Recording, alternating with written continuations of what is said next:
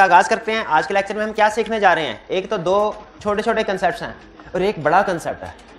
छोटे छोटे कंसेप्ट कौन से हैं? अदर कंसेप्ट ऑफ ऑडिट, हमारा चैप्टर 3 का लास्ट एक छोटा सा कंसेप्ट है अदर कंसेप्ट। कल हमने असर्शन टेस्टिंग कर लिया था ना, वो समझ आ गई ना?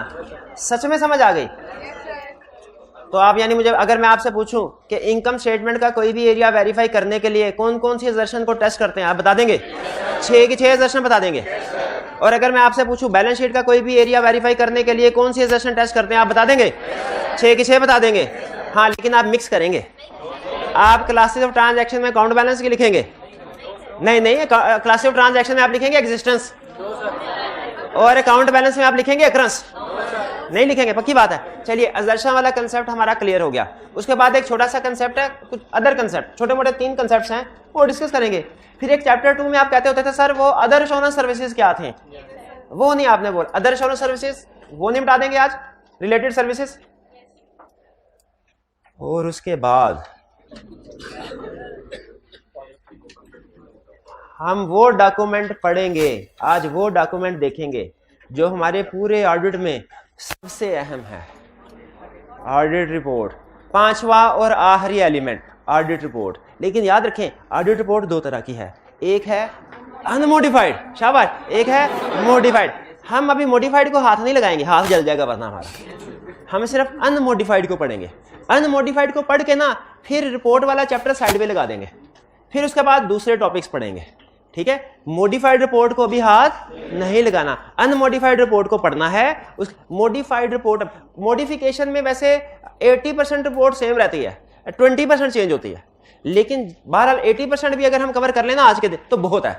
20% मोडिफिकेशन अभी कवर करने की जरूरत नहीं है, वो हम बाद में कुछ 2-2.5 हफ्ते के बाद जब स्टेप बाय स्टेप मैं समझूंगा कि कंसेप्ट बिल्ड होंगे फिर मॉडिफिकेशन की तरफ जाएंगे। क्योंकि एक ही वक्त में सारी चीजें डिफिकल्ट जो है वो करना ना, उसमें थोड़ा सा बर्डन आपके ऊपर बढ़ जाता है। तो हम थोड़ा सा बैलेंस रख के चलेंगे कि एक थोड़ा मुश्किल टॉपिक आ गया, फिर उसके बाद 2-3 आसान, फिर मुश्किल, ताकि अगर एक दिन में आप फर्ज कीजिए आज के दिन में ऑडिट रिपोर्ट आप 3 दफा नहीं पढ़ पाते तो चलो 2 दफा पढ़ लें, 1 दफा कल पढ़ लें।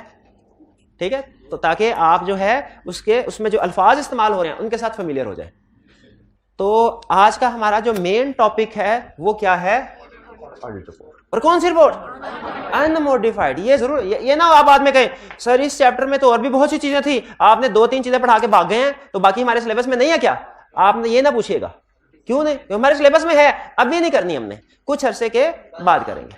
ठीक है, अभी सिर्फ अनमोडिफाइड रिपोर्ट करेंगे, मोडिफाइड रिपोर्ट की चीजें हम कुछ अरसे के बाद करेंगे। तो पहले छोटी छोटी जी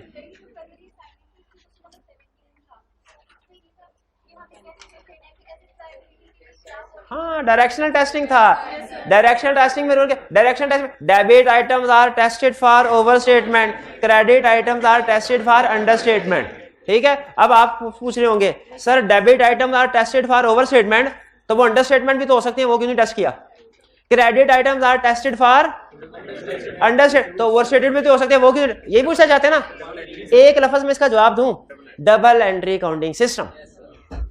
हर डेबिट का क्रेडिट होता है। जब आप डेबिट चेक कर लें कि ओवरस्टेटेड तो नहीं है तो इसका मतलब क्या है? क्रेडिट भी चेक कर दिया ओवरस्टेटेड नहीं है। देखें, जब हमने ये देख लिया एक्सपेंसेस है ना, एक्सपेंस की एंट्री क्या होती है? एक्सपेंस डेबिट कैश क्रेडिट, या ये होगी, या expense debit accrued liabilities credit होगी। अगर देख लिया आपने कि एक्सपेंसेस अंडरस्टेटेड नहीं है, ठीक है, तो इसका मतलब है क्रेडिट भी तो चेक कर लिया, अंडरस्टेटेड नहीं। और अगर डेबिट चेक कर लिया, ओवरस्टेटेड नहीं है, तो दूसरा इंपैक्ट लायबिलिटीज भी आ गया, वो भी चेक कर लिया, अंडरस्टेटेड ओवरस्टेटेड नहीं। तो याद रखें, डबल एंट्री काउंटिंग सिस्टम की वजह से जो दूसरा इंपैक्ट है वो ऑटोमेटिकली वेरीफाई हो जाता है। पहले हम डिटेल में डायरेक्शन टेस्टिंग हमारे सिलेबस में होती थी, हम डिटेल में बताते थे कि ये एंट्री है एक्सपेंस डेबिट अक्रूवल क्रेडिट, इसमें डेबिट को चेक कर लिया, एक्सपेंस को चेक कर लिया ना, तो लायबिलिटीज भी ऑटोमेटिकली चेक हो जाती हैं। लेकिन अब हम ये डिटेल में नहीं, क्योंकि अभी हमारे सिलेबस में नहीं है। अभी हमारे सिलेबस में सिर्फ एक लाइन है, क्या? Debit items are tested for overstatement, credit items are tested for understatement, खत्म। कुछ स्टूडेंट इसको ना प्रूडेंस कंसेप्ट के साथ मिक्स कर देते हैं। प्रूडेंस कंसेप्ट के साथ, वो प्रूडेंस कंसेप्ट क्या कहता है?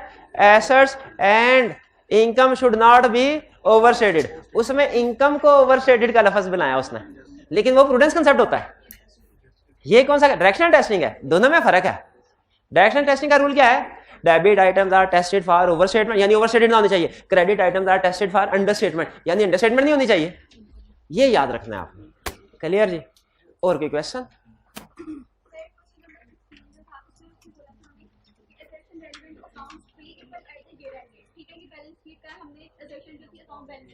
क्वेश्चन कर लेते हैं, अभी क्वेश्चन कर लेते हैं, सारे क्वेश्चन कर लेते हैं, सारे कर लेते हैं। घर से यही करते हैं ना, क्वेश्चन करने होते हैं, कंसेप्ट सीखना होता है, क्वेश्चन करने होते हैं कंसेप्ट। केस स्टडीज की अभी बारी नहीं आई, जब केस स्टडीज की बारी आएगी ना तो आपकी केस स्टडी की असाइनमेंट मैंने चेक क्या करने हैं बता रहा हूँ।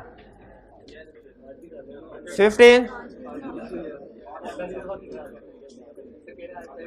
briefly describe the assertion used by author in respect of following account balances। Past paper का क्वेश्चन है आई कैप का भी, अकाउंट बैलेंस की assertion वो मेरा भाई बताएगा। ये 7 हाँ जी, अकाउंट बैलेंस की assertion बताइए जल्दी से, टाइम कम है, रिपोर्ट सारी पढ़ानी है, जल्दी कर दें। Existence, completeness, rights and obligation, classification, accuracy, valuation, allocation, presentation, शाबाश। और क्लास ऑफ ट्रांजैक्शन की अक्रंस, completeness, accuracy, classification, cut off, presentation. चलिए अच्छा आगे 16 में उसने थोड़ा घुमा के पूछा, उसने कहा identify and explain, identify and explain for assertion relevant to accounts payable at year end date। सबसे बैलेंस शीट, कौन बोला बैलेंस शीट वाला? बैलेंस शीट, शाबाश, बिल्कुल बैलेंस शीट वाली assertion। अकाउंट्स पेबल पे कौन सी assertion लगेगी? बैलेंस शीट, अकाउंट बैलेंस वाली। बताइए existence, rights and obligation, accuracy, valuation.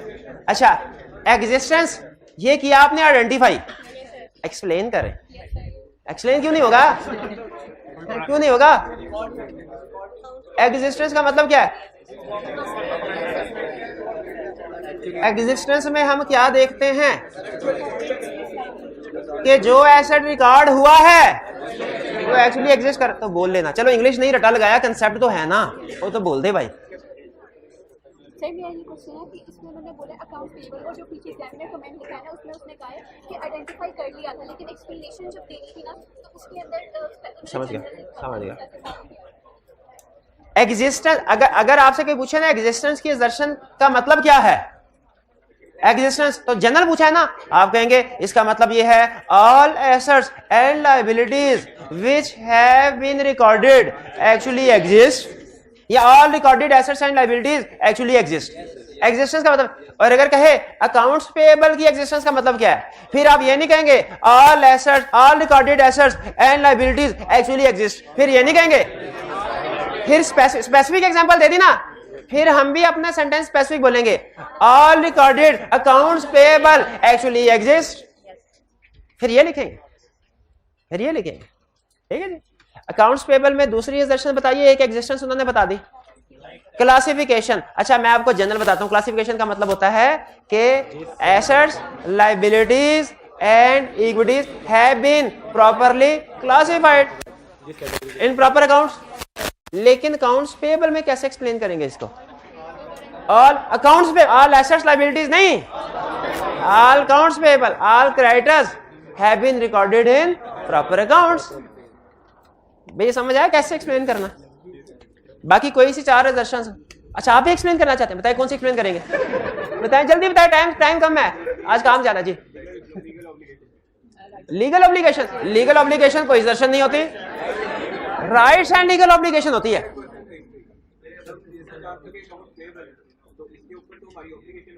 Accounts payable है, इसको assertion बताते हुए हमने पूरा नाम राइट्स एंड ऑब्लिगेशन लिखना है कि सिर्फ ऑब्लिगेशन लिखना है? पूरा नाम लिखना है। पूरा नाम क्या है? Rights and obligation. हालांकि लफ्ज राइट एसेट के लिए, ऑब्लिगेशन लायबिलिटी, लेकिन चूंकि नाम जो स्टैंडर्ड ने पूरा रखा है तो वही बोलेंगे ना। स्टैंडर्ड ने पूरा नाम क्या रखा है? Rights and obligation. तो पूरा नाम लिखेंगे मेरे भाई, अकाउंट्स पेएबल में सिर्फ ऑब्लिगेशन लिखेंगे। ठीक है, राइट्स एंड ऑब्लिगेशन को एक्सप्लेन करें, राइट्स एंड ऑब्लिगेशन को एक्सप्लेन कर दें। Entities, recorded assets and liabilities, entity का राइट और एंटिटी की ऑब्लिगेशन है, किसी और की ऑब्लिगेशन या राइट तो नहीं है जो क्लाइंट की बैलेंस शीट में रिकॉर्ड हुआ है। बट ठीक है, ये क्लियर होगा। 16 17 use of the audit method called directional testing means certain item tested primarily for understatement and other for overstatement। कौन सी आइटम अंडरस्टेटमेंट के लिए चेक होती हैं? क्रेडिट। और कौन सी ओवरस्टेटमेंट के लिए? डेबिट।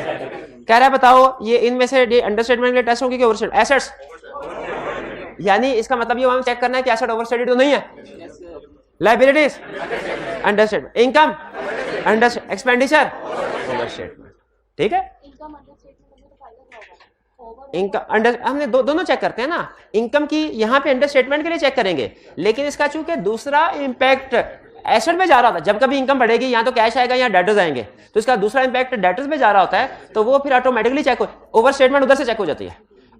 हम इनकम से चेक कर लेते हैं और इनकम की ओवर स्टेटमेंट हम एसेट्स की ओवर स्टेटमेंट कैसे चेक कर लेते हैं, तो सर अगर एक्सपेंस से एक्सपेंस कैपिटल वो लायबिलिटीज का इंपैक्ट आ जाता है उसकी तरफ, वो हो जाता है। डायरेक्शनल टेस्टिंग पे इतना नहीं सोचना, सिर्फ एक चीज सोचनी है, क्या debit items are tested for overstatement, credit items are tested for understatement. Question हो गया कंप्लीट। अब सुनिए, पहले रिलेटेड सर, क्या हम चार्टर्ड अकाउंटेंट्स सिर्फ ऑडिट करते हैं? नहीं, हम रिव्यू भी करते हैं। क्या हम सिर्फ ऑडिट और रिव्यू करते हैं? नहीं, हम टैक्स का काम भी करते हैं, हम कंसल्टेंसी का काम भी करते हैं, हम कोई फाइनेंशियल स्टेटमेंट्स बनाने के लिए आ जाए वो काम भी करते हैं, एडवाइजरी का काम भी करते हैं, पार्ट टाइम पंखे भी ठीक कर लेते हैं। अभी कहीं ये काम नहीं करते हैं। अब वो कह रहा है कि इंटरनेशनल स्टैंडर्ड्स के मुताबिक कौन कौन सी सर्विसेज हैं जो कि एक चार्टर्ड अकाउंटेंट परफॉर्म कर सकता है, जो एक चार्टर्ड अकाउंटेंट, इनमें से कुछ सर्विसेज हैं। अब जरा फर्क गौर से सुनिएगा, ये डिस्कशन अगली 2-3 मिनट की ऐसी है जो आपको इस कैफ लेवल पे भी और एडवांस लेवल पे भी काम आएगी। हम चार्टर्ड अकाउंटेंट जितनी भी सर्विसेज या इंगेजमेंट्स परफॉर्म करते हैं उन्हें 2 हिस्सों में क्लासिफाई किया जाता है, एक एश्योरेंस सर्विसेज और दूसरा non assurance services. Non assurance services, यहाँ पे पहले एज्यूम कीजिए, यहाँ पे लिखा हुआ है non assurance services. Assurance services कौन सी सर्विसेज होती हैं? जिनमें हम क्लाइंट को कोई ना कोई कंक्लूजन देते हैं। अच्छा, एक चीज में रखिएगा, रिपोर्ट हर सर्विस में होती है, चाहे एश्योरेंस सर्विस हो चाहे नॉन एश्योरेंस सर्विस हो, रिपोर्ट हम क्लाइंट को हर केस में देते हैं। भाई रिपोर्ट देंगे तो पैसे मिलेंगे ना, रिपोर्ट हर केस में देते हैं। हाँ, एश्योरेंस सर्विस की रिपोर्ट में और नॉन एश्योरेंस सर्विस की रिपोर्ट में फर्क क्या होता है? एश्योरेंस सर्विस की रिपोर्ट में हम कोई ना कोई ओपिनियन या कंक्लूजन दे रहे होते हैं और नॉन एश्योरेंस सर्विसेज में कोई ओपिनियन या कंक्लूजन नहीं दे रहे होते। क्यों नहीं दे रहे होते? इसलिए कि गौर से सुनिएगा, नॉन एश्योरेंस सर्विसेज में हम जो एश्योरेंस सर्विसेज में हम जो प्रोसीजर परफॉर्म करते हैं ना, वो वाले होते हैं जो कि ऑडिटिंग स्टैंडर्ड्स ने, इंटरनेशनल स्टैंडर्ड्स ने हमें कहे हुए हैं। और नॉन एश्योरेंस एंगेजमेंट में हम क्लाइंट की इंस्ट्रक्शंस के मुताबिक काम करते हैं।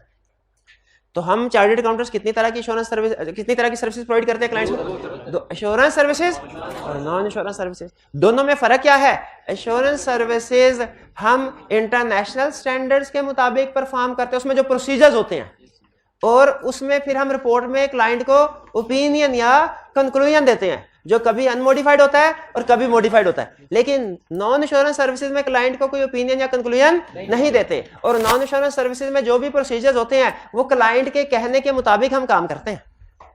नॉन एश्योरेंस सर्विसेज में हम क्लाइंट के कहने के मुताबिक काम करते हैं, एश्योरेंस सर्विसेज में हम ऑडिटिंग स्टैंडर्ड के कहने के मुताबिक, इंटरनेशनल स्टैंडर्ड्स के कहने के मुताबिक काम करते हैं।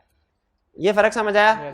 तो अगर आप एश्योरेंस सर्विस की रिपोर्ट देखेंगे उसमें आपको कोई ना कोई कंक्लूजन, ओपिनियन नजर आएगा।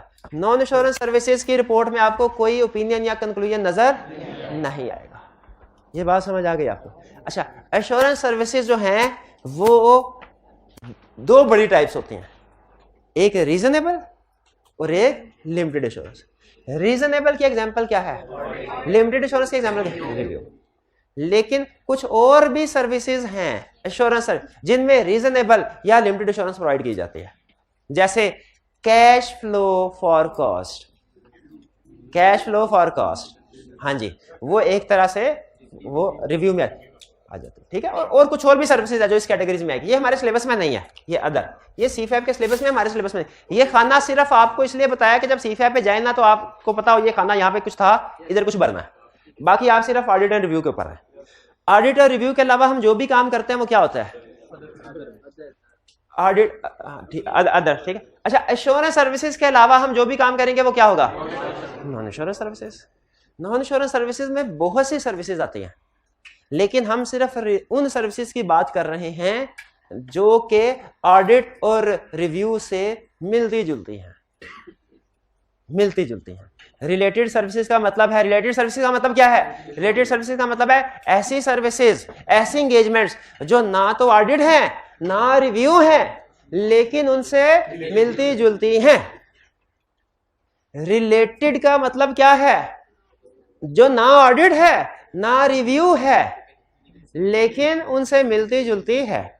अच्छा, जरा सोच के मुझे जवाब दीजिएगा। क्लाइंट हमारे पास आया और कहने लगा, सर ये मेरी फाइनेंशियल स्टेटमेंट है, इसमें मुझे रीजनेबल एश्योरेंस चाहिए। कौन सी एंगेजमेंट है? एश्योरेंस। और कौन सी एश्योरेंस? रीजनेबल, यानी ऑडिट। एग्री करते हैं? इसमें हम अपने ऑडिट प्रोसीजर परफॉर्म करेंगे। और ये ऑडिट प्रोसीजर कौन से परफॉर्म करें? क्लाइंट की मर्जी से कि जो आईएसएस में लिखे हुए हैं, आईएसएस में लिखे हुए। अच्छा, दूसरी चीज, क्लाइंट आया और कहने लगा, सर आप हमें हमारी फाइनेंशियल स्टेटमेंट प्रिपेयर कर दें। पहले ये बताएं, हम ये काम कर सकते हैं कि नहीं? नहीं, वैसे करना आता है कि नहीं? हमें करना आता है।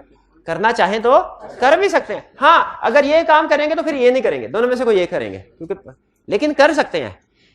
क्या फाइनेंशियल स्टेटमेंट्स बनाना ये एश्योरेंस सर्विस है? नहीं। ये कौन सी सर्विस है? Non assurance services. जब क्लाइंट हमें कोई भी फाइनेंशियल स्टेटमेंट्स या उसका कोई भी हिस्सा बनाने को कहे, इसे हम कहते हैं कंपाइलेशन एंगेजमेंट। कंपाइलेशन एंगेजमेंट का मतलब है हम क्लाइंट के लिए कुछ इंफॉर्मेशन कंपाइल कर रहे हैं, क्लाइंट के लिए कुछ इंफॉर्मेशन प्रिपेयर कर रहे हैं। जैसे क्लाइंट कहे मुझे कंप्लीट फाइनेंशियल स्टेटमेंट बना दो, ये एश्योरेंस एंगेजमेंट नहीं है, नॉन एश्योरेंस एंगेजमेंट है। और इसको क्या कहते हैं हम? रिलेटेड। और रिलेटेड के अंदर फर्दर इसकी कंपाइलेशन एंगेजमेंट। इसे रिलेटेड क्यों कहते हैं? क्योंकि ऑडिट में भी एक ऑडिट में सब्जेक्ट मैटर है ना।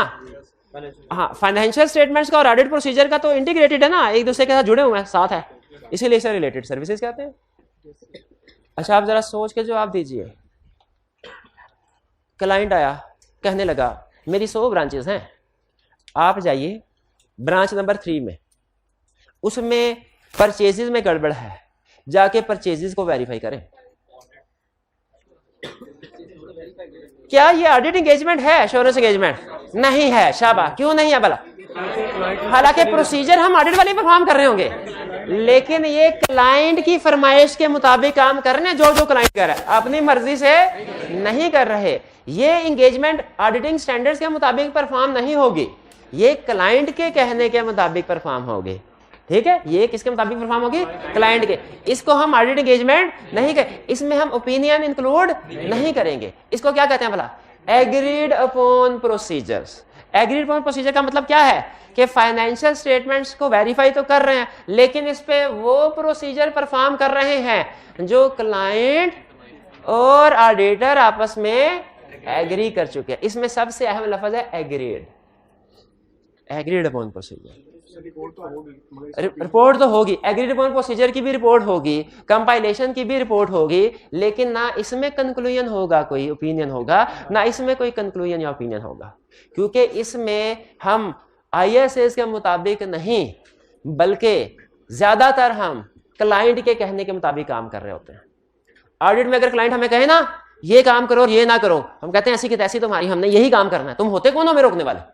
हम तो आईएसएस के मुताबिक काम करेंगे, और अगर तुमने हमें काम करने नहीं ना दिया तो हम, कसम है हमें, हम मॉडिफाइड रिपोर्ट देंगे। अगर तुमने हमें काम करने नहीं दिया तो क्या, कसम है हमें, हम क्या करेंगे? मॉडिफाइड रिपोर्ट देंगे। लेकिन अगर रिलेटेड सर्विसेज हो, अगर एग्रीड अपॉन प्रोसीजर हो, कंपाइलेशन हो, तो इसमें ज्यादातर काम क्लाइंट के कहने के मुताबिक करते हैं। सिर्फ रिपोर्ट का फॉर्मेट हम स्टैंडर्ड से उठाते हैं कि उसने कहा हुआ कि है स्टैंडर्डाइज्ड फॉर्मेट, लेकिन जो काम करेंगे हम क्लाइंट के कहने के मुताबिक करते हैं, तो इसमें हम ओपिनियन कंक्लूजन नहीं देते। इसीलिए इसको इस वाली सर्विसेज को नॉन रिलेटेड सर्विसेज भी कहते हैं, नॉन इंश्योरेंस सर्विसेज भी कहते हैं। भाई बात समझ आई? तो बेसिक फर्क क्या हुआ इंश्योरेंस और नॉन इंश्योरेंस सर्विसेज में? ये इंटरनेशनल स्टैंडर्ड्स के मुताबिक प्रोसीजर परफॉर्म करते हैं क्लाइंट के मुताबिक, उसमें कंक्लूजन ओपिनियन दिया जाता है। ठीक है। अच्छा, आप देखें, हर तरह की एंगेजमेंट के लिए अलग स्टैंडर्ड है। ऑडिट करने के लिए अलग स्टैंडर्ड हमने क्या कहा जाता है? शाबाश, आईएसएस। रिव्यू करने के लिए अलग स्टैंडर्ड्स हैं, IS international standard on review engagement, ISRAs। Agreed upon procedure, related services के लिए अलग स्टैंडर्ड है, इन्हें कहा जाता है ISRS, international standard on related services. लेकिन रिलेटेड सर्विसेज में तो हम प्रोसीजर क्लाइंट के कहने के मुताबिक परफॉर्म करते हैं, तो इसमें इंटरनेशनल स्टैंडर्ड किस लिए आए? हमें रिपोर्ट का फॉर्मेट बताने के लिए कि आपने रिपोर्ट देनी है, कम से कम करें वही काम जो क्लाइंट कह रहा है, लेकिन रिपोर्ट का फॉर्मेट स्टैंडर्डाइज हो। भाई बात समझ आई? रिलेटेड सर्विसेज क्या होते हैं? तो मुझे बताइए, अब एग्जाम का क्वेश्चन पूछूं आपसे ताकि मेरी तसल्ली हो जाए, आपको एग्जाम लेवल का कंसेप्ट समझ आ गया। बताइए, ऑडिट में कौन सी एश्योरेंस प्रोवाइड की जाती है? Reasonable assurance. रिव्यू में कौन सी एश्योरेंस प्रोवाइड की जाती है? Limited assurance. Agreed upon procedure में कौन सी एश्योरेंस प्रोवाइड की जाती है? एग्रीड अपॉन में कौन सी? कोई एश्योरेंस प्रोवाइड नहीं की जाती, कोई कंक्लूजन नहीं दिया जाता। और कंपाइलेशन में कोई एश्योरेंस प्रोवाइड नहीं की जाती, कंक्लूजन नहीं दिया जाता। ठीक है, इसीलिए रिलेटेड सर्विसेज को नॉन एश्योरेंस एंगेजमेंट्स भी कहते हैं। नॉन एश्योरेंस एंगेजमेंट में और भी एग्जांपल्स हैं, जैसे टैक्स सर्विसेज है, लेकिन वो अभी हम नहीं पढ़ रहे, वो कोड ऑफ एथिक्स में पढ़ेंगे, अभी नहीं पढ़ रहे। ये क्लियर हो गया रिलेटेड सर्विसेज वाले बात? चलिए अब नेक्स्ट अदर कंसेप्ट्स पे चलें। हाँ, इसमें रिपोर्ट, हाँ इसमें ओपिनियन ना देने से मुराद है, हम ये नहीं कहते, जैसे अब प्रैक्टिकल एग्जांपल देता हूं। क्लाइंट हमारे पास जब कंपाइलेशन एंगेजमेंट के लिए आता है ना, तो क्लाइंट हमें ट्रायल बैलेंस दे देता है। हम उस ट्रायल बैलेंस से IFRS और कंपनीज एक्ट के मुताबिक फाइनेंशियल स्टेटमेंट बना देते हैं। लेकिन अगर उसमें सेल्स जो आ रही है, बताइए सेल्स को हम वेरीफाई करते हैं कि नहीं, जो ट्रायल बैलेंस में आ रही है? कंपाइलेशन में नहीं करते। परचेजेज जो आ रही है वेरीफाई करते हैं कि नहीं? सिर्फ क्लाइंट के ट्रायल बैलेंस से हम उसे फाइनेंशियल स्टेटमेंट बता देते हैं। यह है कंपाइलेशन। इसमें चूंकि हम वेरिफिकेशन कर ही नहीं रहे, तो उसमें कोई कंक्लूजन भी नहीं देंगे कि ये ठीक है, इसीलिए इसे नॉन एश्योरेंस आ जाता है। जजमेंट नहीं कर, वो कहते हैं ये अकाउंटिंग नेचर का काम है, इसमें आप एक तरह से क्लाइंट को अकाउंटिंग सर्विसेज प्रोवाइड कर रहे हैं। अगर वो ये रिपोर्ट हमसे बनवाए और ऑडिट के तौर पे यूज कर ले, तो जिस बंदे को उसने यूज करवाई है ना, उस पर लख दी। क्यों भला? वो अल्लाह के बंदे, वो पढ़ तो ले, उसमें कंक्लूजन ही नहीं है, इसमें कंक्लूजन होगा कोई? तो जो कंक्लूजन के बगैर वाली रिपोर्ट को पढ़ के समझ रहा होगा कि ये ऑडिट रिपोर्ट है, उसके क्या कहने, उसको शाबाश। अच्छा मुझे बताइए, अभी मैंने आपको रिपोर्ट डिस्ट्रीब्यूट किया, जरा बताइए ये एश्योरेंस रिपोर्ट है कि नॉन रिलेटेड सर्विसेज की रिपोर्ट है? एश्योरेंस है। कैसे पता चला? ओपिनियन दिया हुआ है, और पहले दिया हुआ है, पहली चीज ही यही है। अब मुझे ये बताइए, अगर ओपिनियन ना दिया हो और मैं आपको कह दूं ये ऑडिट रिपोर्ट है, और आप कहें ठीक है ऑडिट रिपोर्ट है, क्या बात? इसका मतलब है आपने उसको एक नजर देखा भी नहीं है,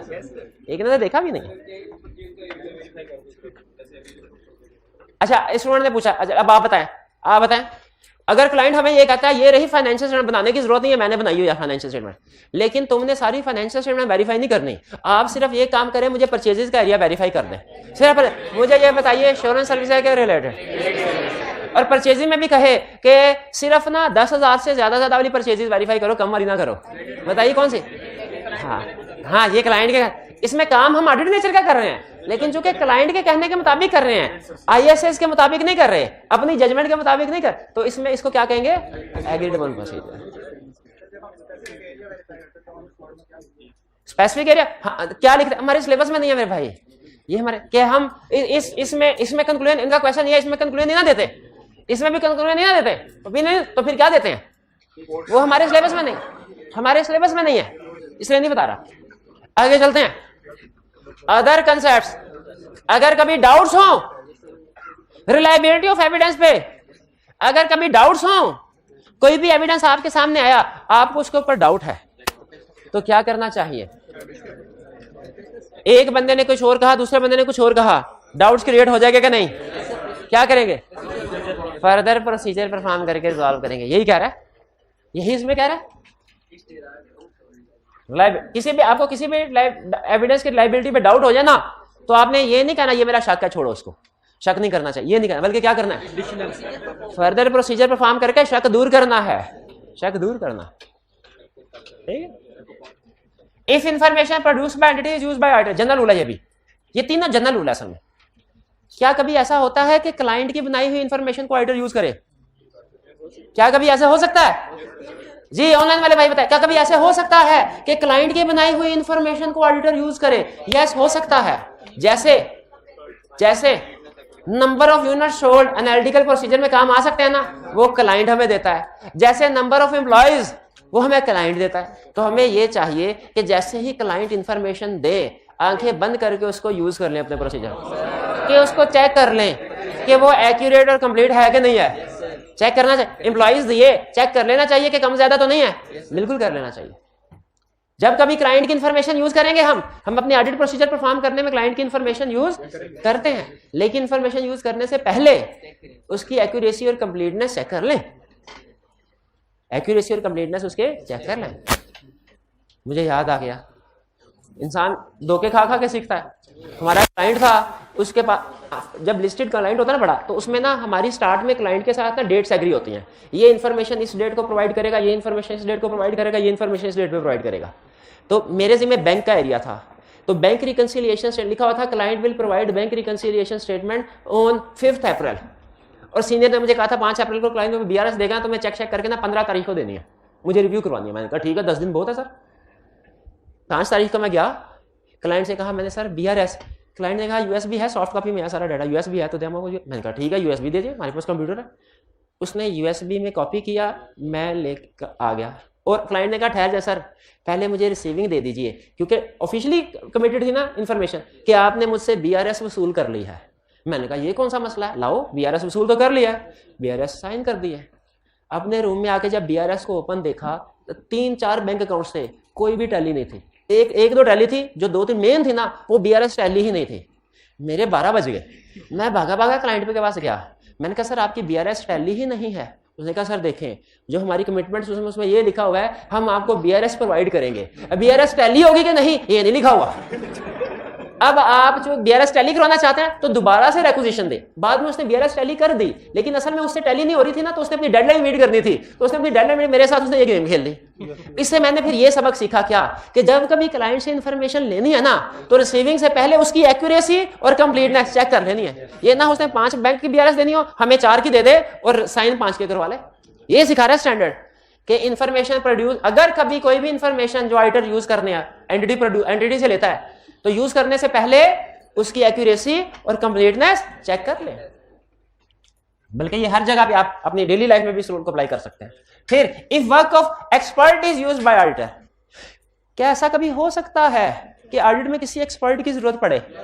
क्यों, क्या हम खुद किसी एक्सपर्ट से कम है? हाँ, लॉयर की जरूरत पड़े। हम तो एक्सपर्ट है अकाउंटिंग के, हम तो एक्सपर्ट है ऑडिट के, हम लीगल केसेस के एक्सपर्ट नहीं है, हम नॉर्मली टैक्स मैटर्स के एक्सपर्ट नहीं होते, हम नॉर्मली प्रॉपर्टी वैल्यूएशन के एक्सपर्ट नहीं होते। तो अगर कभी ऑडिट में इस तरह के एक्सपर्ट्स की जरूरत पड़े, तो हमने इन एक्सपर्ट्स को एंगेज करना है या इनके वर्क को यूज करना है, तो क्या करना चाहिए? जो भी वो साइन करके दे दें, आंखें बंद करके एडजस्टमेंट डाल लें, ये रिवैल्यूड अमाउंट है, ऐसे होना चाहिए? ऐसे नहीं होना चाहिए। फिर क्या होना चाहिए? हमें चेक करना चाहिए, क्या चेक, एक्सपर्ट कैसा है, हमें चेक करना चाहिए उसका काम कैसा है। हमें क्या क्या चेक करना चाहिए? एक्सपर्ट कैसा है, हमें क्या करना चाहिए? जब कभी एक्सपर्ट को यूज करना है ना, हमने एक्सपर्ट को एंगेज करना है अपने ऑडिट में, आपने हमेशा 2 चीजें देखनी है। क्या? ऊंची दुकान, मीठा पकवान, ये दोनों चीजें देखनी है। कि ऊंची दुकान, फीका नहीं मीठा, हमने ये चेक करना है, पकवान मीठा दुकान। ऊंची दुकान से क्या मुराद है? जो एक्सपर्ट है वो अच्छा हो, वो कॉम्पिटेंट हो, कैपेबल हो, ऑब्जेक्टिव हो। और मीठा पकवान, इससे क्या मुराद है? उसका काम भी ठीक हो, उसका काम रेलिवेंट हो, एडिक्वेट हो हमारे पर्पस के लिए। लेकिन मीठा पकवान देखने के लिए ना चखना, और आपको पता होना चाहिए कि रसगुल्ला जो है ये मीठा होता है कि नमकीन होता है, हैं? नमक बारे मीठे होते हैं कि नमकीन होते हैं, दोनों में फर्क होना चाहिए ना। ये कैसे? कभी पहले कुछ थोड़ा सा अंडरस्टैंडिंग ऑब्टेन की होगी फिर बता। तो 3 काम करने हैं जब कभी एक्सपर्ट को एंगेज करेंगे अपने ऑडिट में। 3, आपने क्लाइंट के पास जाके कहा, ओह ये पिछले साल तो 200 मिलियन की प्रॉपर्टी थी, इस साल 500 मिलियन की आ गई, ड्यूरिंग द ईयर तुम लोगों ने कोई प्रॉपर्टी खरीदी भी नहीं, ये 200 से 500 कैसे हुआ? कहेगा सर रिवैल्यूएशन करवाई है। आप पूछेंगे रीवैल्यूएशन करवाई, क्या सबूत है कि रीवैल्यूएशन करवाई है? बिकॉज सर ये रीवैल्यूअर की रिपोर्ट, जो वैल्यूअर की रिपोर्ट है आप देख के एज इट इज एडजस्टमेंट पास कर देंगे। तीन काम करने हैं। पहले आप पूछेंगे एक्सपर्ट कौन है, किधर रहता है, मार्केट में रेपुटेशन क्या है, कंपिटेंट है कि नहीं, इंडिपेंडेंट है कि नहीं। एक्सपर्ट को वैल्यूएट किया नंबर 1। फिर दूसरा, उसके वर्क को चेक किया, ठीक किया कि नहीं किया। पहला काम क्या किया, एक्सपर्ट को चेक किया, और दूसरा काम क्या किया। ये कैसे हो सकता है? आप तो काउंटिंग और ऑडिट के एक्सपर्ट है, आप उसके काम को कैसे चेक कर सकते हैं? उसके काम की बेसिक अंडरस्टैंडिंग लेके। तो ये दरमियान में एक तीसरा काम भी करना होता है हमने, क्या, उसके वर्क की अंडरस्टैंडिंग ऑब्टेन करनी है कि वैल्यूअर कैसे काम करते हैं। थोड़ी बहुत अंडरस्टैंडिंग ऑब्टेन करनी है, ज्यादा नहीं, पीएचडी नहीं करनी उसके काम में, थोड़ी बहुत अंडरस्टैंडिंग ऑब्टेन करनी है। ठीक है, ये बहुत अहम है 3 स्टेप्स, और इसमें बल्कि ज्यादा अहम एग्जाम पॉइंट ऑफ व्यू से 2 स्टेप्स हैं। क्या, कि जब कभी एक्सपर्ट आ जाए ना, जब कभी एक्सपर्ट आ जाए, आपने 2 चीजें लाजमी चेक करनी है। कौन कौन सी? पहले एक्सपर्ट को चेक करना है, फिर उसके काम को चेक करना है। हाँ, उसके काम को चेक करने के लिए आपको तीसरा काम भी करना पड़ेगा, अंडरस्टैंडिंग ऑब्टेन करनी पड़ेगी उसके काम की। भाई क्लियर हुई ये बात? ये है तीनों कंसेप्ट्स। एक्सपर्ट तो मैनेजमेंट के लिए काम करता है, एक्सपर्ट तो मैनेजमेंट के लिए काम करता है, हम अपना भी कर सकते हैं। हमारे पास 2 ऑप्शन होती हैं, वो अपना लेके आए, हम अपना लेके आए, या अगर वो बाजार से उठा, अगर तो वो से लेके आए हैं, हमने भी बाजार से, तो अगर उन्होंने ठीक सिलेक्शन किया है, हम चेकिंग कर लें तो वो काम भी चल सकता है। तो यानी एक्सपर्ट मैनेजमेंट का भी हो सकता है, ऑडिटर का भी। अब मैं ज्यादा जानबूझ के इसकी डिटेल में नहीं जाना चाहता, कंसेप्ट कम्प्लेक्स हो जाएगा, वो हमारा एक्सपर्ट का एक चैप्टर आएगा, उसमें स्टडी करेंगे। अभी फिलहाल एक चीज, दुनिया में जब कभी किसी भी क्वेश्चन में जब कभी एक्सपर्ट आ जाए, आपके सामने 2 पॉइंट आ जाए, हमने एक्सपर्ट को वैल्यूएट करना है, उसकी कॉम्पिटेंस, कैपेबिलिटी, ऑब्जेक्टिविटी को, हमने एडिक्वेसी ऑफ वर्क को वैल्यूएट करना है, हमने एक्सपर्ट को वैल्यूएट करना है, हमने एडिक्वेसी ऑफ वर्क को वैल्यूएट करना है, हमने एक्सपर्ट को वैल्यूएट करना है, हमने एडिक्वेसी ऑफ वर्क को वैल्यूएट। क्लियर? अभी चलते हैं किस चीज की तरफ, उस चीज की तरफ जो हमारे ऑडिट में सबसे अहम है। अच्छा, आपको पता है, आप ऑडिट में तो नहीं ऐसे करते, लेकिन अकाउंटिंग का पेपर जब आप प्रिपेयर कर रहे होते हैं, आप उसकी बहुत ज्यादा असाइनमेंट्स करते हैं, घर जाके बहुत ज्यादा क्वेश्चंस करते हैं, हजारों सफ़े भर जाते हैं, हजारों सफ़े भर जाते हैं। एक वो हजारों सफ़े हैं जो आपने पूरे 6 महीने में प्रैक्टिस की, और एक वो 1 सफ़ा है जो आई कैप आपको भेजता है। बताइए कौन सा ज्यादा अहम है? जो आई कैप आपको भेजता है, वो रिपोर्ट है आई कैप की, वो आई कैप की रिपोर्ट है। तो आप जो 6.5 महीनों में हजारों सफ़े तैयार करते हैं, वो है आपका एविडेंस, और उस एविडेंस की बेस पे जो आई कैप एक पेज सफ़ा आपके घर भेजने वाला है, वो क्या है? वो रिपोर्ट है। अब मुझे बताइए, एविडेंस भी होना चाहिए, रिपोर्ट भी होनी चाहिए, ज्यादा अहम क्या चीज है? रिपोर्ट। वो देखें, एविडेंस में ऑडिटर के पास हजारों पेजेस होते हैं, लेकिन सारे के सारे पेजेस उसके पास रह जाते हैं, उसके ऑफिस में रह जाते हैं। एक्सटर्नल वर्ल्ड को सिर्फ एक डॉक्यूमेंट जाता है, वो ऑडिट रिपोर्ट। और एविडेंस आप जैसे मर्जी बना लें, रिपोर्ट चूंकि सारी दुनिया देखेगी, इसका स्टैंडर्डाइज्ड होना जरूरी है। एग्री करते हैं? इसका स्टैंडर्डाइज होना क्यों जरूरी है? इसकी वर्डिंग स्टैंडर्डाइज होना क्यों जरूरी है? ताकि पाकिस्तान में बल्कि पूरी दुनिया में जितने भी यूजर्स हैं, अगर ऑडिट रिपोर्ट एक जैसी होगी ना, तो वो पढ़ के कंफ्यूजन का शिकार नहीं होंगे, वो समझ सकेंगे कौन सी चीज किधर आती है। जैसे स्टैंडर्डाइजेशन की वजह से रूल ये है कि ओपिनियन सबसे पहले आना चाहिए। अब पूरी दुनिया में ये रूल है, आप दुनिया के जिस मर्जी हिस्से में चले जाए, ऑडिट रिपोर्ट पढ़ें, आपके लिए सबसे अहम क्या चीज है? ओपिनियन। आप कहां पे जाएंगे? आप ऑडिट रिपोर्ट के सबसे पहले सबसे टॉप पे देख लेंगे, ओपिनियन उधर होगा। स्टैंडर्डाइजेशन का ये फायदा होता है कि यूजर स्टैंडर्डाइज्ड वर्डिंग यूज होती है, यूजर मिसअंडरस्टैंडिंग का शिकार नहीं होते। वरना अगर हर ऑडिटर अपनी मर्जी की, अपने डिफरेंट अल्फाज की, अपनी वोकैबुलरी के मुताबिक रिपोर्ट बना रहा होता, तो आपके लिए यह डिटरमिन करना मुश्किल हो जाता कि अनमोडिफाइड कौन सी है, मॉडिफाइड कौन सी है, क्योंकि हर रिपोर्ट दूसरे से मुख्तलिफ होती। इसलिए स्टैंडर्ड ने कहा कि यह सिंगल मोस्ट इंपॉर्टेंट डॉक्यूमेंट है जो पूरी दुनिया को जाएगा, इसीलिए इसका स्टैंडर्डाइज होना जरूरी है। ठीक है, अब मैं आपके सामने एक रिपोर्ट शेयर करने लगा हूं, प्रैक्टिकल फॉर्मेट है। आपने देखें, इसको रट्टा नहीं लगाना, इसको रट्टा नहीं लगाना। जैसे आप कोई मूवी देखते हैं ना, उसके बाद आपसे कोई दोस्त पूछे भाई क्या हुआ था, तो आप वो 2.5-3 घंटे की मूवी को 10-15 मिनट में समेट के बता देते हैं उसको। लेकिन उसमें क्या जो डायलॉग होते हैं वो एज इट इज आप बोलते हैं नहीं, आप सिर्फ ये कहते हैं भाई हीरो उधर गया था, उसने पूछा हाँ भाई तुमने मेरे बाप का कत्ल किया, उसने कहा हाँ, ठा ठा ठा ठा ठा। तो एग्जैक्ट डायलॉग, हाँ कोई डायलॉग आपको बहुत अच्छा लगे ना तो वो आप अपने दोस्त को बताते हैं। तो भाई उसने पूछा था कितने आदमी थे, ये पूछा था उसने, ठीक है। तो वो अगर कोई बहुत अच्छा डायलॉग लगे वो आप उसको बताते, वरना आप उसे समरी बताते हैं।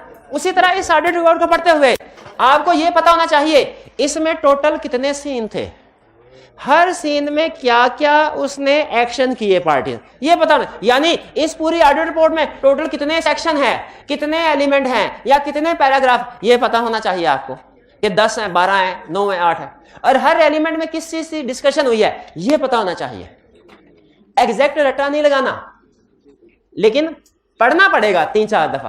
पढ़ना किस ऑब्जेक्टिव को ज़हन में रख के पढ़ना है, इस ऑब्जेक्टिव को ज़हन में रख के नहीं पढ़ना कि ये सारा हमने याद करना है। ये आप एंड तक 6 महीने भी लगे रहेंगे ना, नहीं याद होगा, मेरी गारंटी है।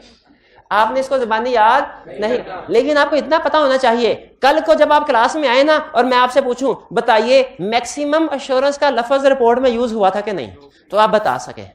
मैं आपसे पूछूं रिव्यू का लफ्ज यूज हुआ था कि नहीं, आप बता सके।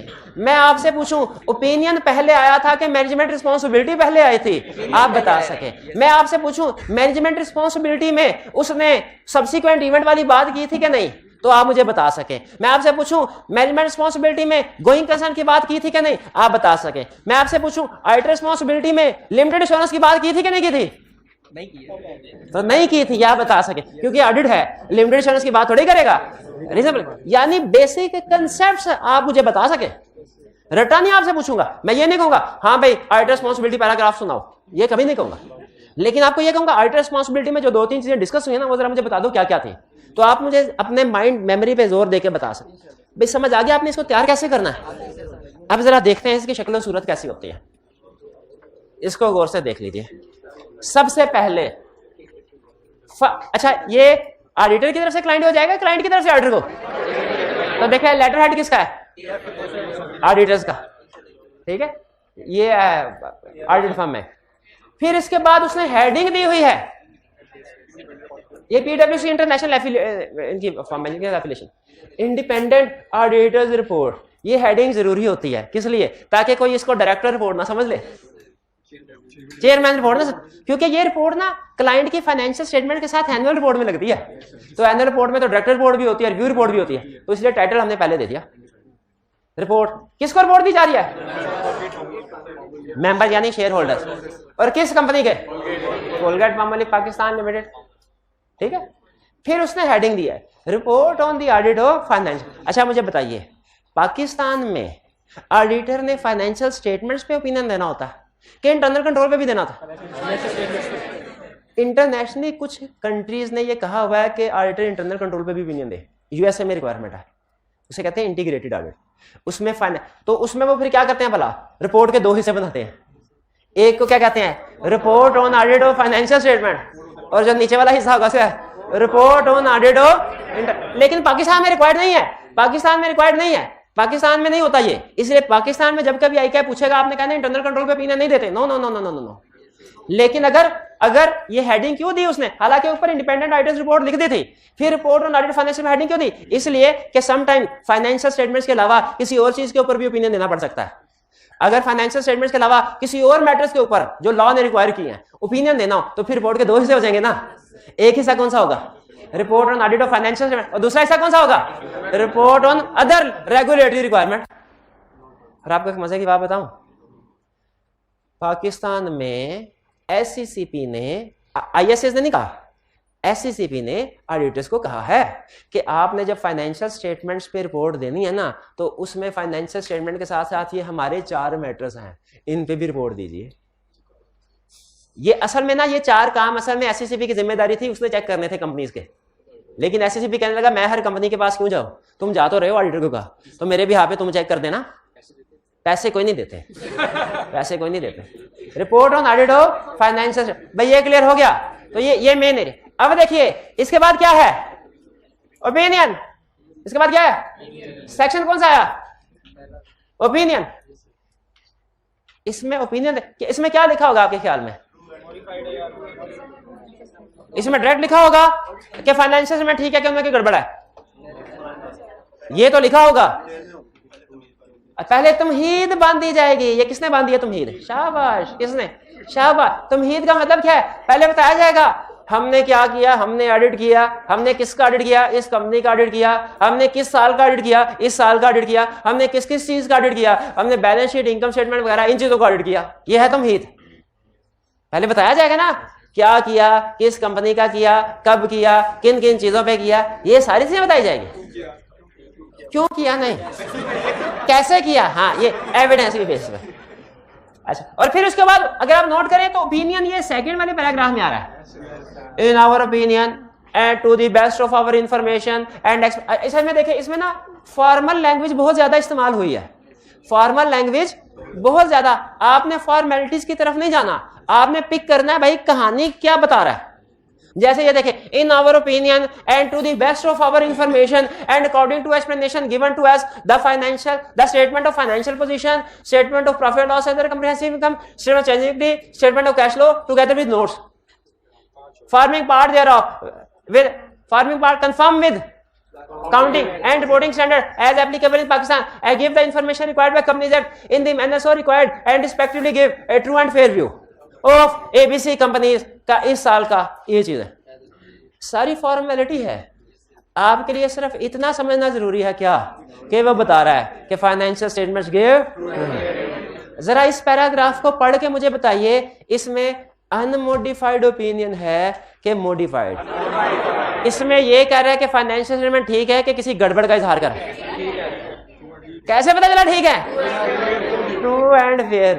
अगर लिखा होता है ना डू नॉट, इसमें सबसे अहम लफ्ज पूरे पैराग्राफ में यही है, लिखा था do not true and give true and, तो फिर मॉडिफाइड हो जाती, फिर मॉडिफाइड हो जाती। शाबाश।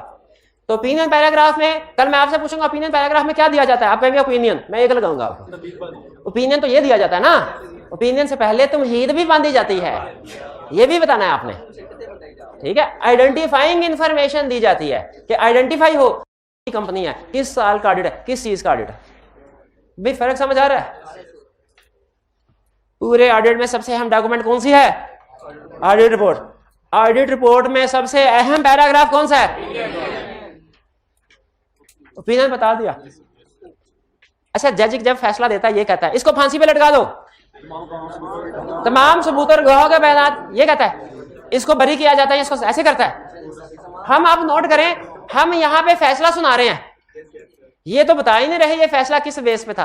तमाम सबूत और गवाहों के बयान, उसका जिक्र किधर है? उसका होना चाहिए आगे होना चाहिए। इसको क्या कहते हैं? Basis for opinion. Basis for opinion का मतलब क्या है? आप ओपिनियन अपना किस बेस पे दे रहे हैं? किस बेस पे दे रहे हैं? बहुत आसान, फीस की बेस पे दे रहे हैं।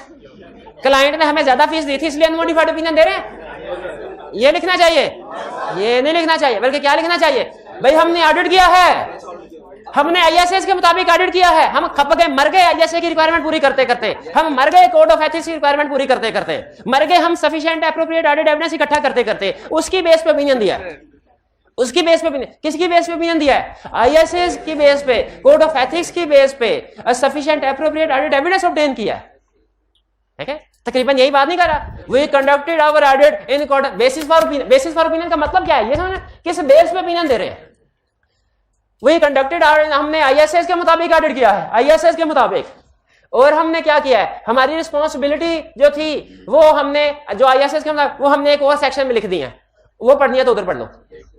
ठीक है, वी आर, हमने फिर इंडिपेंडेंस की रिक्वायरमेंट को पूरा किया। हमने पहले आईएसए की रिक्वायरमेंट को पूरा किया, फिर हमने इंडिपेंडेंस की रिक्वायरमेंट को पूरा किया। और इंडिपेंडेंस का मतलब कोड ऑफ एथिक्स, ठीक है।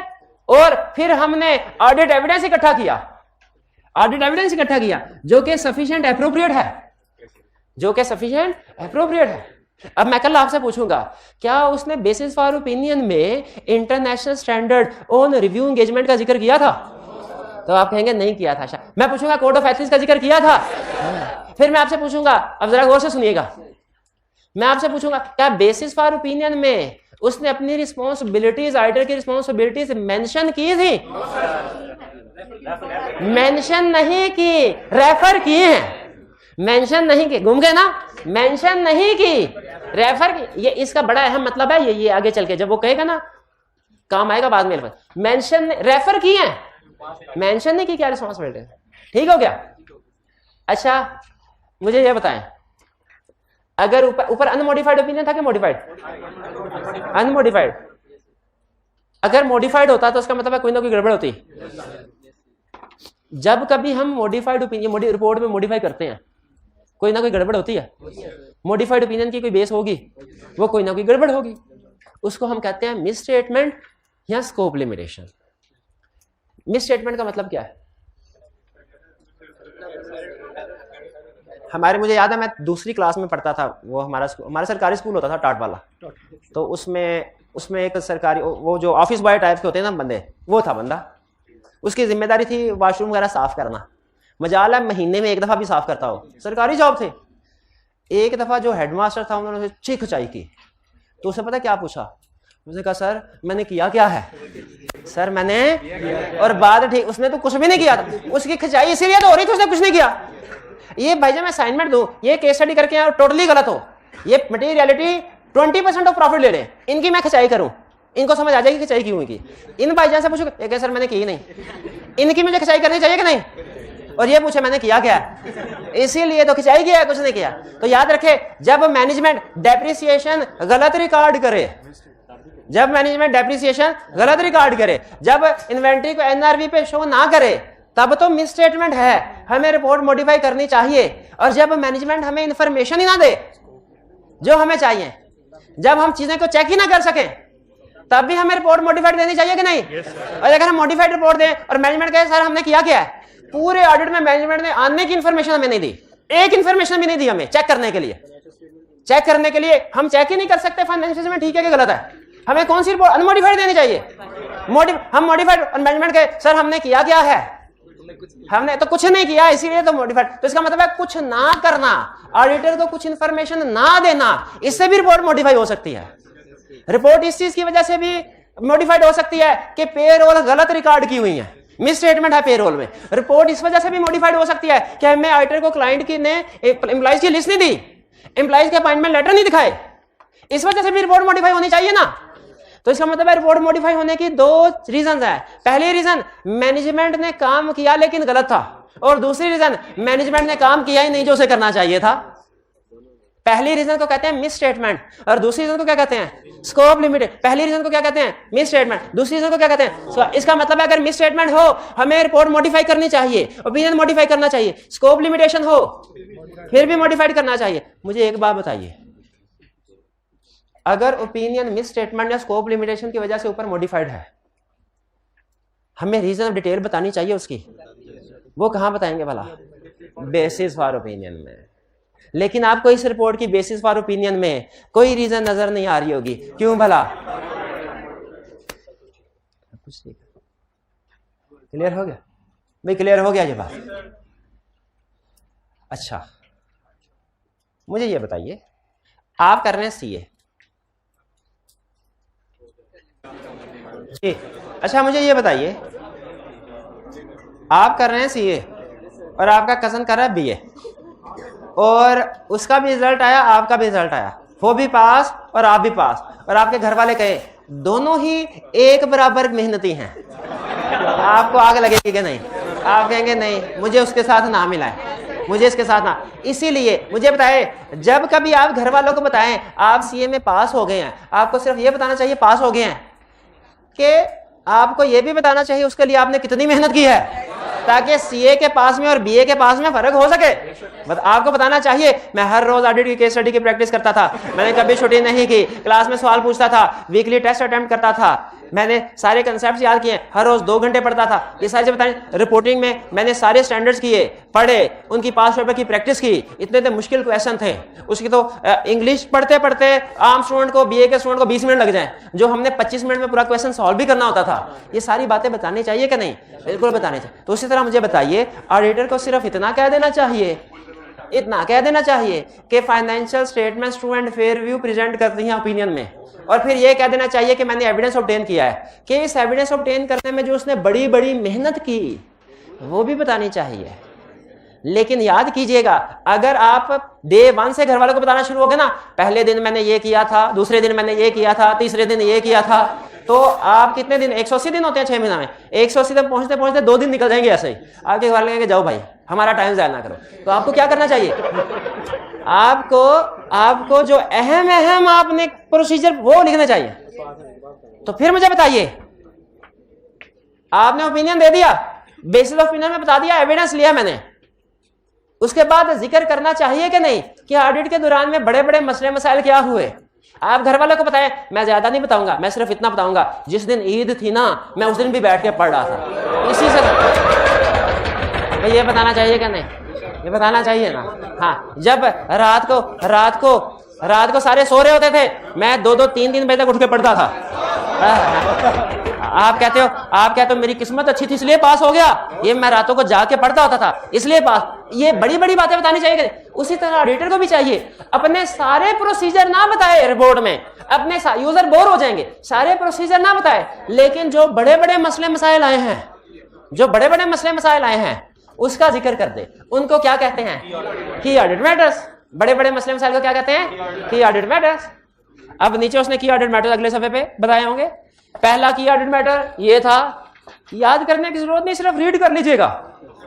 वो कहता है ये मसला था, हमने उसके लिए ये प्रोसीजर परफॉर्म किए। हमारे सिलेबस में एक नया टॉपिक आ गया था, उसके पास पेपर के क्वेश्चन ही नहीं थे, मैंने नेट पे जाके सर्च किया, वीडियोस देखी, दूसरी एग्जामिनेशन बॉडीज के क्वेश्चन देखे, वो सॉल्व किया। हमारे टीचर ने रूटीन टेस्ट की बात नहीं कर रहा, टर्म टेस्ट रखा जिसमें पिछले करंट टॉपिक नहीं, पिछले टॉपिक्स भी इंक्लूडेड थे। 2 दिन तक मैं रात को सिर्फ 4 घंटे सोता रहा और 3 घंटे सोता रहा। सिर्फ बड़ी बड़ी चीजें, बड़े बड़े मसले जो आए ऑडिट में, और आपने उनको कैसे सॉल्व किया, ये लिखा जाएगा। लिखा जाना चाहिए कि नहीं लिखा जाना चाहिए? वरना यूजर समझेगा एक रिपोर्ट दे देता है ऑडिट, प्रैक्टिस में ऐसे होता है, यूजर कहते हैं भाई रिपोर्ट साइन करके दे देते हैं और आप करते क्या है? यूजर क्या कहता है? रिपोर्ट साइन करके दे देते हैं और आप करते क्या है? तो उनको बताना चाहिए कि नहीं करते हैं कि नहीं करते हैं। जैसे आप समझ होते हैं, सर आपने आके 1.5 घंटा पढ़ाना होता है बस, उसके बाद सारा दिन तो आप फारिग ही होते हैं, तो करते क्या? कोई और काम शाम नहीं करते आप? हालांकि उनको पता नहीं है कि एक टीचर को 1.5 घंटे का लेक्चर तैयार करने के लिए, खासतौर पे जो नए टीचर होते हैं ना, उनको 1.5 घंटे का लेक्चर 4-4, 5-5 घंटे पढ़ना पड़ता है। तो टीचर को भी कभी अपनी मशहूरी के लिए, थोड़ा अपनी मशहूरी के लिए, या वैसे यूजर को अवेयर करने बताना चाहिए कि भाई जो टॉपिक मैंने ये मेहनत की है। ऑडिटर भी यही बता रहा है कि भाई ये मसले आए थे और मैंने उनको इस तरह से हल किया। ऊपर क्या की ऑडिट में सीरियल नंबर, यानी कितना बड़ा इशू, पहला बड़ा इशू, दूसरा बड़ा इशू, तीसरा बड़ा इशू, फिर की ऑडिट मैटर्स। और इधर क्या लिखा हुआ है कि हमने इसका कैसे हल निकाला, ये हमने मेहनतें की हैं, ये मसले थे, ये हमारी मेहनतें। की ऑडिट मैटर, फिर information other than financial statement audit report दे रहा। याद आ गया, एनुअल रिपोर्ट में क्या क्या चीजें होती हैं? फाइनेंशियल स्टेटमेंट्स भी होती है, डायरेक्टर्स बोर्ड भी होती है ना। अदर इंफॉर्मेशन किसको कहते हैं, याद है? किसको कहते हैं? Directors board, review board. Directors board में गड़बड़ हो, ऑडिटर रिस्पॉन्सिबल नहीं है ना, क्योंकि ऑडिटर तो फाइनेंशियल स्टेटमेंट को चेक करता है। लेकिन मुझे खुद बताइए, अगर अदर इंफॉर्मेशन में कोई गड़बड़ है, हमारी जिम्मेदारी नहीं है, लेकिन हमें पता चल गया, हमें बता देना चाहिए कि नहीं? बारिश हुई, वो रात को चर्सी गटर का ढक्कन उठा के ले गया था, हमारी जिम्मेदारी तो नहीं है ढक्कन वहां पे रखे, लेकिन बारिश हुई, खतरा है लोग गिर ना जाएं, तो हमें लोगों को बता, उधर बोर्ड लगा देना चाहिए, उधर कोई कुर्सी रख देते हैं ताकि आने जाने को पता चल जाए क्या भाई गटर। तो हमारी जिम्मेदारी अदर इंफॉर्मेशन को वेरीफाई करना हमारी जिम्मेदारी नहीं, लेकिन किसी वजह से हमें पता चल जाए कि चर्सी मैनेजमेंट थी, चर्सी डायरेक्टर थे, उन्होंने directors report, chairman review report में कोई गड़बड़ की है, बोंगी मारी है, बता देना चाहिए कि नहीं बता देना चाहिए? बता देना चाहिए, लेकिन उसे ओपिनियन सेक्शन में नहीं बताएंगे। क्यों भला? क्योंकि वो हमारी बेसिक रिस्पॉन्सिबिलिटी है ही नहीं, उसे अदर इंफॉर्मेशन सेक्शन में बता लेंगे। इस सेक्शन को कहते हैं information other than financial statements and auditors report, यानी फाइनेंशियल स्टेटमेंट्स के अलावा जो भी मैनेजमेंट इंफॉर्मेशन प्रिपेयर करती है उसमें गड़बड़ नजर आए, हमारी जिम्मेदारी नहीं है, लेकिन अगर पता चले, अच्छा ऑडिटर होने के नाते यूजर को बता देना चाहिए। बता देना नहीं, इंटरनल कंट्रोल के बारे में इसमें नहीं बताएंगे, क्योंकि नहीं, हम इसमें वो चीजें बताते हैं जो एनुअल रिपोर्ट के अंदर है।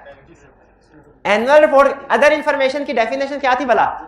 हर वो एनुअल रिपोर्ट के अंदर हर वो इंफॉर्मेशन जो फाइनेंशियल स्टेटमेंट्स की ऑडिट रिपोर्ट नहीं है, उसे क्या कहते हैं? Other information. भाई ये भाई बता देना, आज खुद बताए बताना चाहिए कि नहीं। अगर आप कहते हैं बताना चाहिए तो इस पैराग्राफ को रखते हैं, अगर आप कहते हैं नहीं बताने चाहिए तो बता देना चाहिए। गटर में गिरते रहेंगे लोग तो गिरते रहे, हमारी कौन सी है मर्जी है, हमें तो पता ना गटर किस जगह, हम तो बच के निकल जाएंगे घर को, क्या अपने आप को बचाएंगे दूसरों को भी, उसके लिए पैरा, ठीक है। लेकिन ये हमारे सिलेबस में ऑफिशियली नहीं है, सिर्फ आपने रीडिंग कर लेनी है, ठीक है। रीडिंग एक दो क्वेश्चन है, क्वेश्चन बैंक है, क्वेश्चन बैंक में हमारे सिलेबस में नहीं है, लेकिन क्वेश्चन बैंक में क्वेश्चन है, तो बताइए वो टॉपिक करवाना चाहिए कि नहीं? To be on safe side करा देना चाहिए ना। आप बाद में ये तो नहीं कहेंगे कि सर ने एक्स्ट्रा करवा दिया, सर ने कोई पुराना सिलेबस करवा दिया, सर को तो पता ही नहीं हमारा सिलेबस क्या है, सर को पता होता तो सर ये हमें ना करवाते, ये कहेंगे ना आप? कहेंगे, इसीलिए बता रहा हूं क्यों करवा रहा हूं, हमारे सिलेबस में नहीं है। क्यों? आई कैप के क्वेश्चन बैंक में 2 क्वेश्चन है अदर इंफॉर्मेशन के। आई कैप बहुत बुरा, हम बहुत अच्छे हैं। ओहो, मैं कब से इंतजार कर रहा था, किसका मिला? हेडिंग पढ़े आपको पता चल जाएगा, responsibility of management and board of director for the financial. ये मैं नहीं पढ़ाऊंगा, मैं नहीं पढ़ाऊंगा। क्यों नहीं पढ़ाऊंगा? पढ़ लिया चैप्टर 2 में, आगे चलते हैं।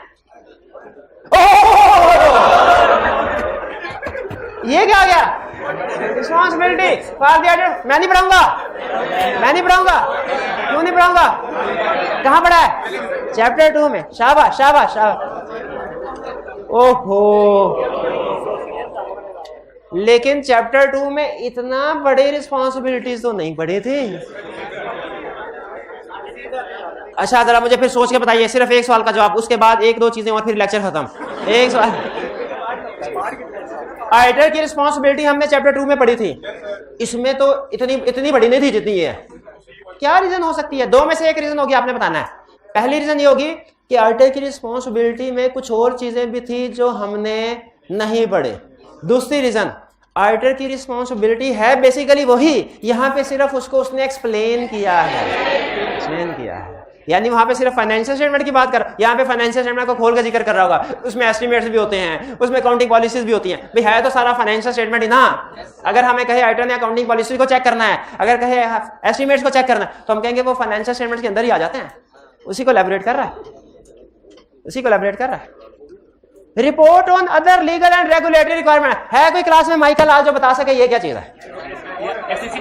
एक मिनट जी, हाँ, ये हाइब्रिड में से बात है कोई।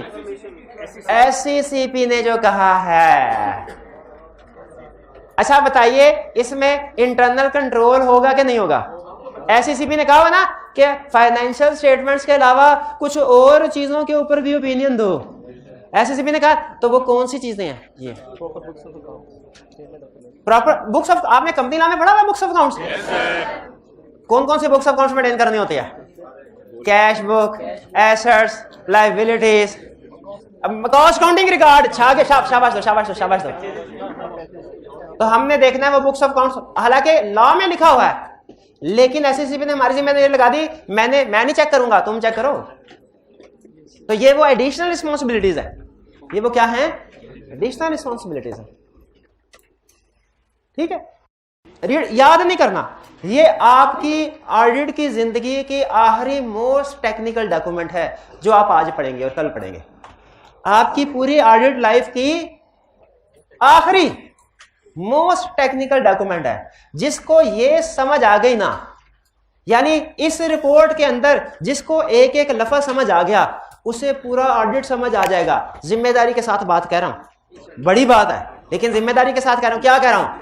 जिसने इस ऑडिट रिपोर्ट को पढ़ा और इस ऑडिट रिपोर्ट के सारे सेंटेंस समझ आ गए कि क्या रहा है, तो उससे सारा ऑडिट इंशाल्लाह आसानी से समझ आ जाएगा। अच्छा, याद करने की बात नहीं कर रहा, याद लैदा करना है, वो लैदा टेक्निक है। लिखने की बात नहीं कर रहा, केस स्टडीज वो लैदा टेक्निक है, वो तो लिखेंगे तो प्रेजेंटेशन में। समझने की बात कर रहा हूं, एक होता है समझना, एक होता है याद करना, एक होता है फिर उसको प्रोड्यूस करना। तो तीनों चीजें पास होने के, मैं सिर्फ किसकी बात कर रहा हूं? जिसने ये रिपोर्ट समझ ली वो इंशाल्लाह पूरा ऑडिट समझने के काबिल हो जाएगा। लेकिन पिक्चर अभी बाकी है, एंड रह गया।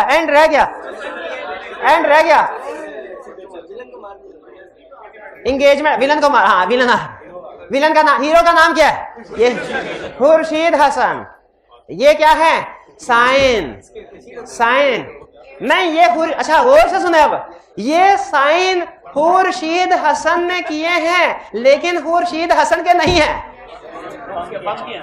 नहीं समझ आई ना बात? खुर्शीद हसन ने किए, फम के क्यों? फम के क्यों? क्योंकि ऑडिटर फम अपॉइंट हुई थी, खुर्शीद हसन नहीं हुआ था। ऑडिटर तो फम अपॉइंट हुए थे, तो ऑडिटर को साइन करने चाहिए ना। तो ऑडिटर कौन है? फम। और खुर्शीद हसन को कहते हैं एंगेजमेंट पार्टनर, ऑडिटर कहते हैं फर्म को, और जो ऑडिट करता है एंगेजमेंट पार्टनर।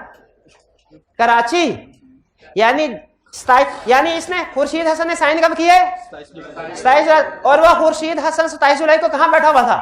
कराची में। टीम के बंदों का नाम नहीं आएगा, इसीलिए कि टीम के बंदे जो भी गलती करें, अल्टीमेट रिस्पॉन्सिबल एक्सटर्नल वर्ल्ड को खुर्शीद हसन भी नहीं, अल्टीमेट फर्म होती है। और कुछ केसेस में एंगेजमेंट पार्टनर भी होता है। भाई समझ आई? समझ आ गई? ये भाई जो कह रहे हैं समझ आ गई। अब मुझे बताइए, आंखें बंद करें, सारे आंखें बंद करें और मुझे बताएं, अब सारे बताएं अपने इस रिपोर्ट की कितनी हेडिंग्स थी, उनके नाम बताएं। Opinion, basis opinion, key audit matter, other information, management responsibility, auditor responsibility, other regulatory requirements, sign, signature, लटम पटम। बस ठीक है, ठीक भैया समझ आ गया। आज घर जाके आपने क्या करना है? एक दफा इफ्तारी से पहले, एक दफा इफ्तारी के बाद, फिर एक दफा सहरी से पहले, एक दफा सहरी के बाद, 4 दफा ये रिपोर्ट पढ़नी है। ये रिपोर्ट पढ़नी है। आपको नहीं पता, दवाई देने वाले को पता है इसका असर कितना है, मरीज को नहीं पता, दवाई देने वाले को पता है। 4 दफा पढ़ेंगे, शपथ लेते हैं। जय मोगेम्बो। आज का लेक्चर में खत्म करते हैं। अल्लाह हाफ़िज़।